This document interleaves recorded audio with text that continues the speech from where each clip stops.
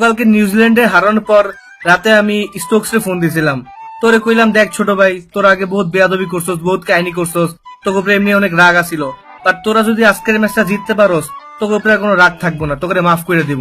তোকে খালি একটাই কাম, তোরা ম্যাচটা জিতে দেখা।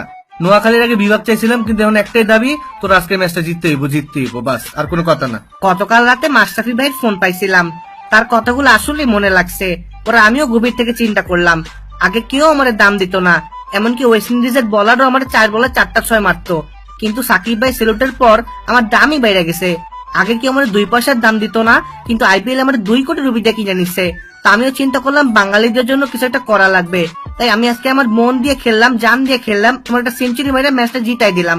আশা করি আপনারা সবাই আমাকে দোয়ায় রাখবেন। আসলে সত্যি কথা বলতে বাঙালিদের জন্য আমার আগে থেকেই টান ছিল।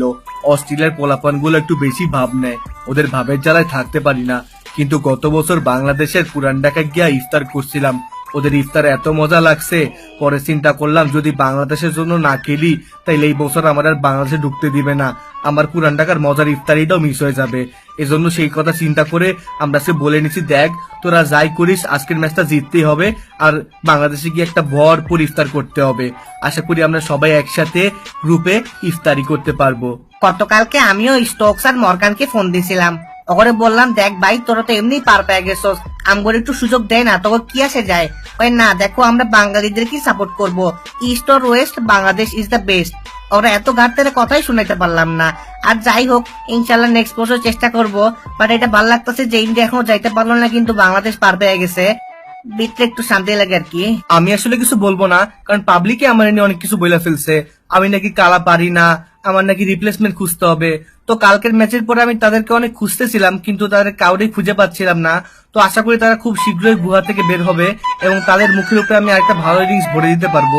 তো আপনারা দোয়া করবেন আমার জন্য। গত ম্যাচে আমি জলদি আউট হওয়ার পর অনেকে আমার নিয়ে স্ট্যাটাস দিছে, বলছে আমি কি খেলছি, এটা কোনো খেলা হইলো নাকি, কেন ভাই এতগুলো ম্যাচ ভালো খেলছি তখন ভালো লাগছে, একটা ম্যাচ খারাপ খেলে আমি খারাপ হয়ে গেলাম না।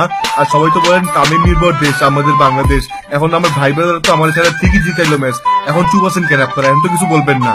আমি তো বলার ভাষায় হারা ফেলছি, ভাবছিলাম আমরা তো খুব ইজিলি পরের রাউন্ডে চলে যাব, কিন্তু কোনো ভাবতে পারি নাই বাংলাদেশ আমাদের আগে কোয়ালিফাই করে ফেলবে।